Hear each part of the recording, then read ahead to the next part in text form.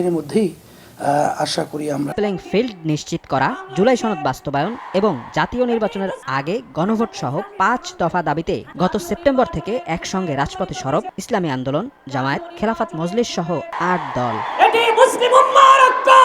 আন্দোলনের মাঠ থেকে গড়ে ওঠা এই ঐক্য এবার নির্বাচনী মাঠেও দৃশ্যমান করতে চায় দলগুলো। এজন্য প্রতিটি আসনে একক প্রার্থী দেওয়ার কাজ প্রায় চূড়ান্ত করেছে ৮ দলের এই জোট।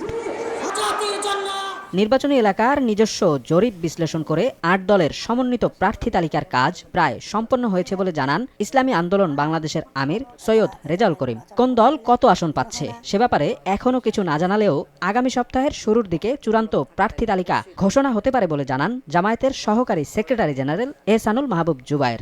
আমার ধারণা অনুযায়ী শতকরা প্রায় ৬০% বলা যায় এরকম হয়ে গেছে। অধিকাংশই আমার জানা মতো মোটামুটি ওনারা চূড়ান্ত পর্যায়ে চলে গেছে।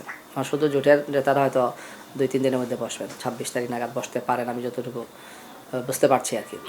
তাহলে তো ২৭ তারিখ ডিক্লেয়ার হবে। সাম্প্রতিক কিছু ঘটনায় আইন শৃঙ্খলা পরিস্থিতি নিয়ে শঙ্কা তৈরি হয়েছে উল্লেখ করে নেতারা বলেন, সুষ্ঠু নির্বাচন আয়োজনে পরিস্থিতির উন্নতির কোনো বিকল্প নেই। যে দুর্ঘটনাগুলো ঘটছে একটার পর একটা অস্বস্তিকর অবস্থা আমরা দেখতে পাচ্ছি, বিভিন্ন ধরনের সমস্যাগুলো একটা থেকে আরেকটা আসছে, একটা থেকে আরেকটা আসছে, সেটা যাতে অবশ্যই শক্ত হাতে সরকার নিয়ন্ত্রণ করে, একটি জনমনে যাতে একটা স্বস্তির পরিবেশ আসে। বাংলাদেশের মানুষ আসলে তো ভয়ের ভিতরে দিন রাত কাটাচ্ছে।